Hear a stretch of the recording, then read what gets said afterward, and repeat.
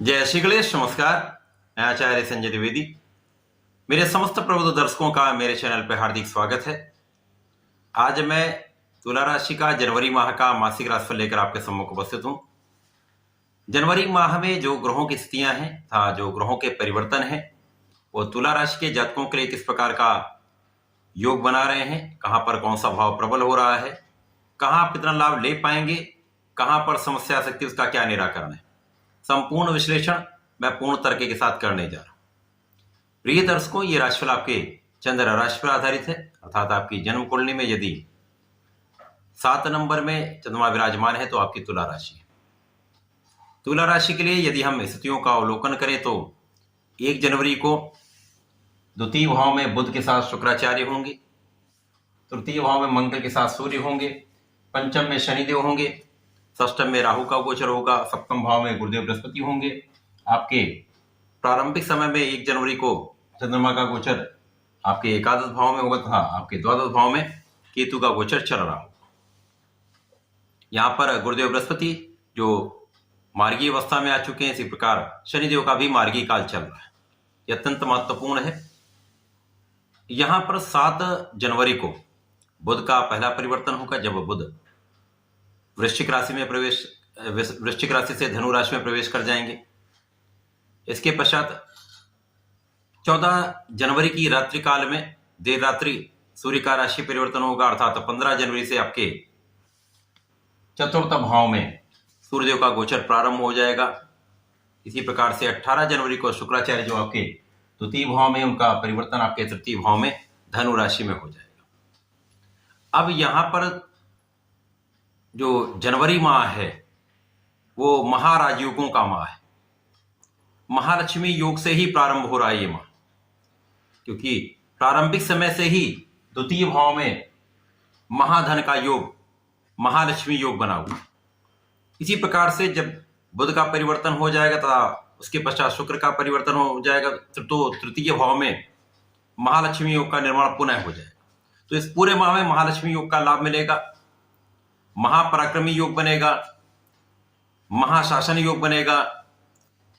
इसी प्रकार से यहाँ पर शश योग का जो एक पंच महापुरुष राजयोग है, इस माह में संपूर्ण लाभ मिल रहा है, क्योंकि शुक्राचार्य भी यहाँ पर परिवर्तन करके महालाभ देने वाले हैं, जो लग्न के स्वामी हैं। इसी प्रकार से सबसे बड़े कारक शनिदेव हैं, जो शश योग में होकर महालाभ देने जा रहे हैं। तो तुला राशि के लिए प्रारंभिक समय से ही महाधन, महालाभ, महाभाग्य का योग बन रहा है, क्योंकि यहाँ पर 1 जनवरी से ही प्रारंभिक समय में गुरु तथा चंद्रमा का संयोग बन रहा है, क्योंकि गुरुदेव आपके सप्तम भाव में, केंद्र के भाव में स्थित होकर मित्र की राशि में है, अत्यंत प्रबल अवस्था में है।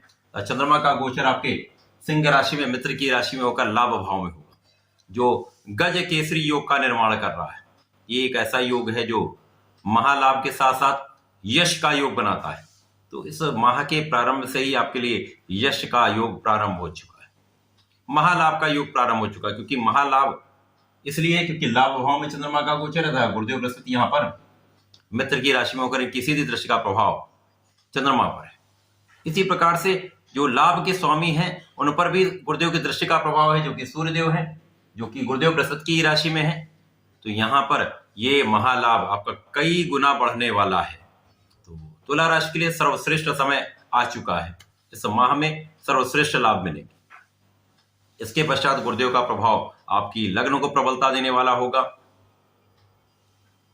यहां पर आपको बुद्धिमान बनाने वाला है, आपको धैर्यवान बनाने वाला है, आपको विवेकशील बनाने वाला है तथा आपके प्रभाव को बढ़ाने वाला है।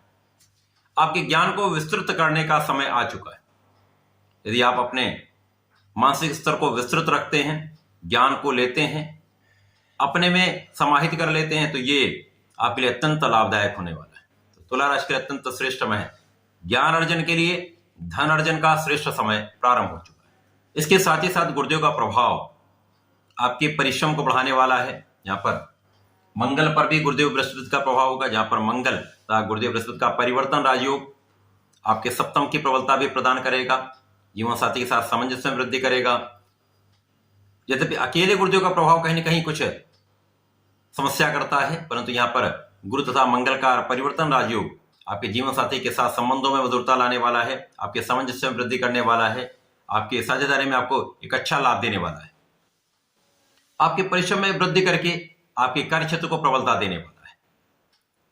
इसके पश्चात यहां पर जो प्रारंभिक समय से ही महालक्ष्मी महाधन का योग आपके द्वितीय भाव में धन भाव में ही बन रहा है, तो धन भाव के स्वामी पराक्रम के भाव में है, जहां पर ये अपने ही भाव में होकर अत्यंत श्रेष्ठ होकर आपके भाग्य को बढ़ा रहे हैं। तो यहां पर महाभाग्य का, महाधन का, महालाभ का योग बन रहा है। तो महालक्ष्मी योग का जो प्रारंभ ही आपके धन भाव से, तो यहां पर धन की प्रबलता श्रेष्ठ रूप से प्रदान होने वाली है, आपको प्राप्त होने वाली है। धन का संचय भी अच्छी मात्रा में होने वाला है। तो यहाँ पर पारिवारिक संपत्ति से भी आपको लाभ मिलेगा, परिवार के सदस्यों का संपूर्ण सहयोग मिलेगा, तो आपकी संपूर्ण रूप से सुरक्षा का यहाँ पर योग बन रहा है। इसके पश्चात शनिदेव जो तुला राशि के लिए अत्यंत कारक भी हैं, मित्रवत भी हैं, अति मित्र के भाव में होते हुए दो केंद्र, एक केंद्र तथा एक त्रिकोण के स्वामी होकर त्रिकोण के भाव में गोचर कर रहे हैं, जहां पर सुख तथा पंचम के स्वामी होकर पंचम भाव में मूल त्रिकोण राशि में होकर अत्यंत प्रबल अवस्था में है। शश नामक राजयोग यदि अच्छी अवस्था में है तो राजा के समान सुखों की प्राप्ति कराता है। अब यहां पर आपके ज्ञान में वृद्धि, शिक्षा प्रतियोगिता में संपूर्ण सफलता मिलेगी। यदि आप अपना परिश्रम लगाकर पूर्ण मनोयोग से कोई कार्य करते हैं, तैयारी करते हैं, तो आपको सफल होने से कोई रोक नहीं सकता। इसी प्रकार से शनिदेव का प्रभाव आपके ज्ञान के स्तर से, आपके क्षमता के स्तर से, आपके सामर्थ्य में वृद्धि करके आपके लाभ को कई सौ गुना बढ़ाने वाला निश्चित रूप से योग बन रहा है। शनिदेव का प्रभाव आपके सप्तम भाव पर है, जहां पर जीवन साथी के साथ कुछ समस्या हो सकती है, कुछ मानसिक क्लेश हो सकता है, तो यहां पर आपको सामंजस्य रखना होगा। परंतु यहां पर गुरुदेव का प्रभाव इसमें कहीं ना कहीं एक संतुलन की स्थिति बनाने वाला है। शनिदेव का प्रभाव आपके लाभ की कई गुना वृद्धि करने वाला है, संतान के सुखों में वृद्धि करने वाला है, संतान का प्रभाव बढ़ाने वाला है, संतान का यश बढ़ाने वाला है, इसी प्रकार से आपके लाभ को मल्टीप्लाई करने वाला है। शनिदेव का प्रभाव आपके धन के भाव को महाधन योग में परिवर्तित करने वाला है, क्योंकि महाधन का योग बन रहा है, शनिदेव का प्रभाव इसको कई सौ गुना बढ़ाने वाला है। तो यहां पर प्रचंड धन का योग बनेगा निश्चित रूप से। पहला परिवर्तन बुध का 7 जनवरी को होना है, परंतु सूर्य तथा मंगल का जो योग यहां पर आपके तृतीय भाव में बन रहा है, पराक्रम के भाव में बन रहा है, यहां पर लाभ के स्वामी होकर सूर्यदेव का प्रभाव तथा सप्तम धन के स्वामी मंगल का प्रभाव आपके भाग्य पर होगा। सर्वश्रेष्ठ रूप से भाग्य आपका साथ देने वाला है, संपूर्ण रूप से भाग्योन्नति का समय है तथा यहां पर मंगल का प्रभाव आपके शत्रुओं पर विजय प्राप्त कराने वाला है, आपके अंदर ऊर्जा का प्रवाह करने वाला है तथा आपके कार्य क्षेत्र में आपको बहुत आगे बढ़ाने वाला है, कार्य क्षेत्र की सफलता देने वाला है, अवसरों की वृद्धि करने वाला है। सूर्य मंगल शनि गुरु का प्रभाव यहां पर आपके ज्ञान शिक्षा में सर्वश्रेष्ठ लाभ देने वाला है। साथ ही साथ यहां पर सरकारी नौकरी के प्रयास में या नौकरी के प्रयास में सर्वश्रेष्ठ लाभ आपको मिलने वाला है, संपूर्ण सफलता मिलने वाली है। जो लोग प्रशासनिक सेवाओं में जाना चाहते हैं, वहां पर बहुत अच्छा योग है, यहाँ पर आप परिश्रम करिए, लाभ मिले। इसके पश्चात बुध का परिवर्तन आपके तृतीय भाव में हो जाएगा, जहां पर ये गुरुदेव बृहस्पति की राशि में जाएंगे, गुरुदेव से दृष्ट होंगे, यहाँ पर बुधादित्य योग का निर्माण होगा। इसी के साथ साथ त्रिग्रह योग का निर्माण आपके भाग्य में और वृद्धि करने वाला होगा। साथ ही साथ बुद्धि का भाव अत्यंत प्रबल होने वाला है, यहाँ पर कुशाग्र योग बन जाएगा, जो आपके कैलकुलेशन में आपको संपूर्ण सहायता करने वाला है, आपकी बुद्धि का बल आपको प्रदान करने वाला है, आपके ज्ञान में वृद्धि करने वाला है तथा आपकी वाणी का भाव अत्यंत प्रबल करके आपको श्रेष्ठ लाभ देने वाला है। जो लोग कलात्मक क्षेत्रों में हैं उनके लिए विशेष अवसर की प्राप्ति का योग बनेगा। लेखन गायन वादन में है, इसी प्रकार से लेखा कार्य से संबंधित कार्य में है, एजुकेशन में है, वाणी से संबंधित कार्य में है, मोटिवेशनल स्पीकर है, तो यहाँ सर्वश्रेष्ठ लाभ मिलेगा, क्योंकि यहाँ पर ज्ञान तथा बुद्धि साथ में आपकी वाणी अत्यंत प्रबल रहने वाली, तो श्रेष्ठ लाभ मिलेगा। लोगों के बीच में आपका प्रभाव बढ़ जाएगा। इसी प्रकार से 15 जनवरी से जब आपके चतुर्थ भाव में सूर्य का गोचर प्रारंभ होगा, जो कि केंद्र का भाव है, तो यहाँ पर सूर्य जब केंद्र में होते तो निश्चित रूप से इनके बल में वृद्धि हो जाती है। यद्यपि यहाँ पर मकर राशि है, शनिदेव की राशि है, तो यहाँ पर पुत्र की राशि में होकर सूर्यदेव का प्रभाव केंद्र में होकर आपके कार्य क्षेत्र को अत्यंत प्रबल करने वाला है, क्योंकि यहाँ पर मित्र की राशि होगी। तो यहाँ पर आपके कार्यक्षेत्र में उच्चाधिकारियों का संपूर्ण सहयोग मिलेगा, आपके साथियों का संपूर्ण लाभ आपको मिलेगा, कार्यक्षेत्र में पदोन्नति का अवसर मिलेगा, जनता का पूर्ण सहयोग प्राप्त होगा, शासन प्रशासन मंत्री पद पर हैं तो यहाँ पर आपके कार्यक्षेत्र में विस्तार हो जाएगा, पदभार बढ़ जाएगा।